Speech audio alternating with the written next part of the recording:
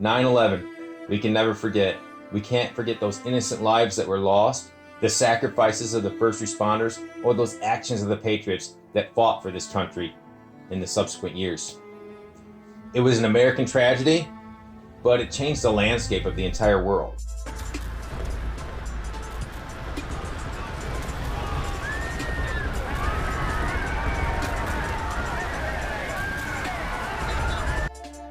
In the days following, everything was different.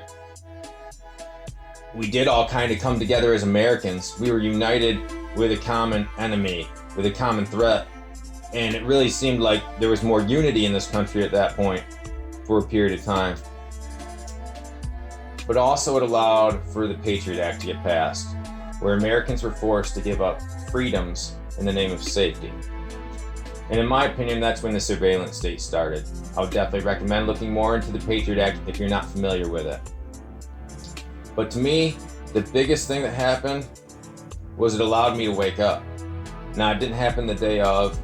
It actually happened in about 2010 when I watched a documentary and then started investigating further for myself. That questions I had that day kind of reemerged and new ones also came to the forefront.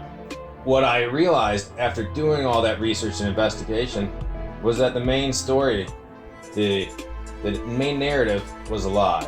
That the official storyline that you're told was BS, and there's definitely more to it.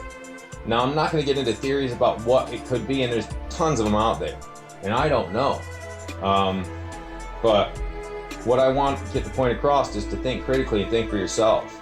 I know a lot of people are waking up now at this point, especially after all the chaos we've seen this year in 2020.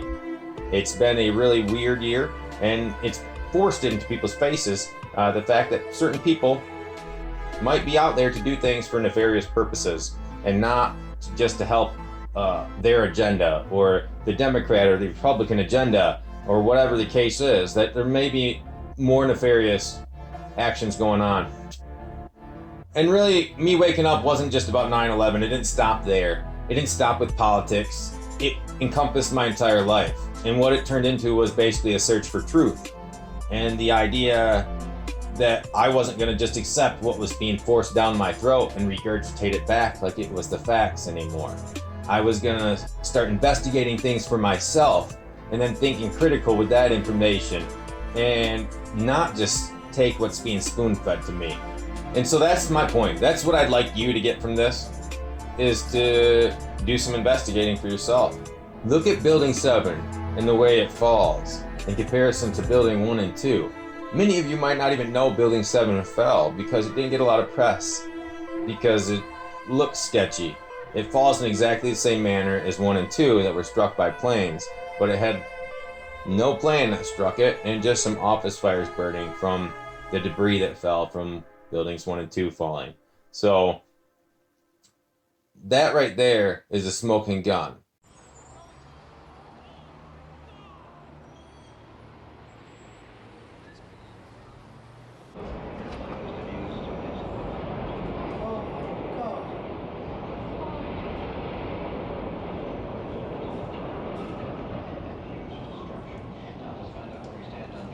Now, more on the latest building collapse in New York. You might have heard a few moments ago, I was talking about the Salomon Brothers building collapsing. And indeed it has. Apparently that's only a few hundred yards away from where the World Trade Center towers were. And it seems that this was not a result of a new attack. It was because the building had been weakened during this morning's attacks. We'll probably find out more now about that from our correspondent, Jane Stanley. Jane, what more can you tell us about the Salomon Brothers building and its collapse? Well, only really what you already know. Details are very, very sketchy. There's almost a sense downtown in New York behind me, down by the World Trade Centers, of just an area completely closed off as the rescue workers try to do their job. But this isn't the first building that has suffered as a result. We know that part of the Marriott Hotel next to the World Trade Center also collapsed as a result of this huge amount of falling debris from 110 floors of the two twin towers of the World Trade Center. As you can see behind me, the Trade Center appears to be still burning.